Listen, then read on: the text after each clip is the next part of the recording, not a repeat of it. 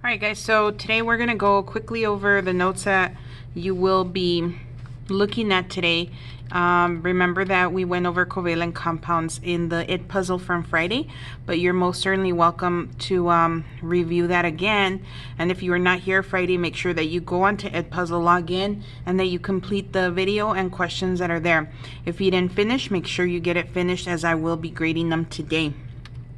Okay, so just a couple of things that I mentioned in the video. So first of all, make sure that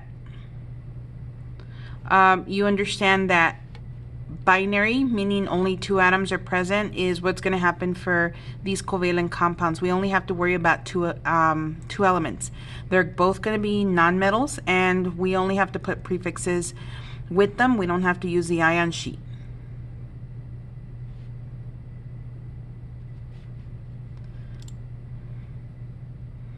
Okay, these are the prefixes that you should have written down. If you didn't, make sure you do write them down. 1 through 10, 1 being mono, 2 di, 3 tri, 4 tetra, 5 penta, 6 hexa, 7 hepta, 8 octa, 9 deca, 9 nona, 10 deca. Okay, write these down. The other thing is that whenever you're working with the word oxide, and that should be the second word, that you're going to do something with the ending. Usually the final vowel in the prefix is dropped. So for example, if you had penta and oxide, it would be pentoxide. You drop the A and just put pentoxide. Okay, the other thing I want you to write down is the 7 diatomic molecules: nitrogen, fluorine, chlorine, oxygen, bromine, iodine, and hydrogen.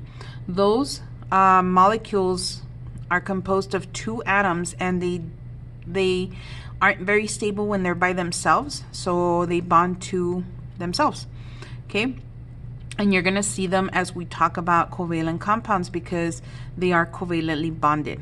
Okay, so again, make sure you write this down. All right, so we look at the first one, N2S4. So first of all, look at the prefix. Prefixes go in the beginning, so this would be 2, so it would be di, and then the name for this element, which is nitrogen. And then 4 is tetra, and then after tetra you would put sulfur, but we never put just the regular name on the second word. The second word will always change its ending to "ide", so it's going to be dinitrogen tetra sulfide. Okay, the prefixes once again always come at the beginning. The first word, the ending does not change, but for the second word, the ending will always change to "ide". Okay, next one. It's only one nitrogen, so we know that one means mono. We never use mono in the first word. We can use it in the second word, but never the first. So in this case, it would just be nitrogen. And 3 means tri, so that goes in front, so it would be triiodide. So nitrogen triiodide. The next example, this is xenon. Again, we don't use mono in the first word, so this is just xenon. 6 means hexa, so it would be hexafluoride. And as we go through the rest, carbon, not mono, just carbon. 4 meaning tetra, and then chloride, not chlorine. Notice how the second words are ending in "ide", but the first words do not change their ending. And just if you go through the PowerPoint, there's some more examples. Here's where you see the A being dropped in penta and oxide to just be pentoxide. And in the notes it says drop the A and the O before adding the oxide. And then here is a reminder, second element will have "ide" at the end.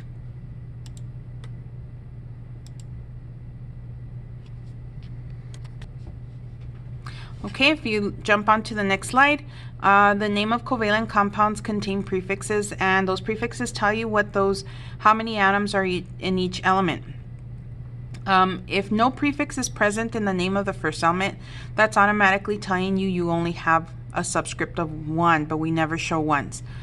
A prefix will always be present in the name of the second element. So this is where I tell you mono is never used in the first word, but mono can be used in the second word, and the second word will always have a prefix. Okay, so the compounds we're naming are binary. That means they're only made up of 2 elements. And for these type of compounds, there's no crisscrossing, there's no charges. You will not, I repeat, will not use the ion sheet for these types of compounds. All right, so let's look at the naming. Nitrogen dioxide. So in this case, there's just nitrogen, there's no prefix, so it's going to be N. Di means 2, and then oxide means O. So N, no, we don't show ones, and O, then 2. That prefix as a subscript, we put it in front of the letter and on the bottom right. Okay, next one, diphosphorus. So phosphorus is P, di means 2, penta is 5, oxide is O. So this is P2O5. Next one, xenon, Xe. There's no number or prefix, so we know it's just 1. We don't show ones. Tetra means 4, 4 fluorines. So xenon and then 4 fluorines. Okay, you're going to notice it's the same thing, sulfur hexafluoride. And then just a reminder, don't forget that these are, that you put the prefixes for covalent compounds and that those go in the beginning. Okay, this is your assignment for today. So you need to make sure that you are going to write the question, which is pretty much either the formula or the name of it, and you're going to do the opposite of what's given to you. So for 1 through 6, as you notice, they give you the name, so you're going to give me the formula. And for 7 through 12, you're going to notice that they give you the formula, so you're going to provide the name. So let's go ahead and just give a few examples on how to even attempt this. Okay, so on the first one, you're going to notice that it says antimony tribromide. Notice that antimony does not have a prefix, so you're going to put the symbol for antimony. So go through your periodic table, find the symbol for antimony. Periodic table, periodic table, periodic table.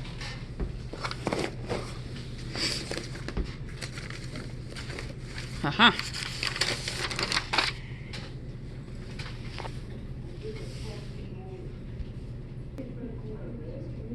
Okay, so then you notice that there's antimony, there's a symbol. So you continue by putting the symbol for antimony. We don't show ones. And then we see that it says tribromide. So in this case, remember that bromide is not the original word. If we look at the periodic table, the original word here is bromine, but the second words will always end in "ide," as I explained. So then we would put the symbol for bromine, which is Br, and because it has a prefix of tri, then that means 3, and then there you go. For the other one, you're gonna just give me the you're gonna give me the name if I give you the formula. Okay, so if you notice for number 7, which is the one you're doing, you have P and 4. So 4, the prefix is tetra, so you start off with the P prefix, and then P is phosphorus. The first name does not change its ending, just like that. And then we have sulfur, but sulfur will change its ending and it will become ide, and we have a 5. So the prefix for 5 is penta. So in this case, it would be pentasulfide.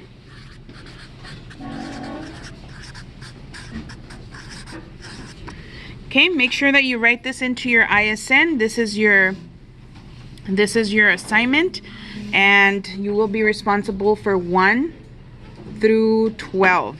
If you have any questions, just ask.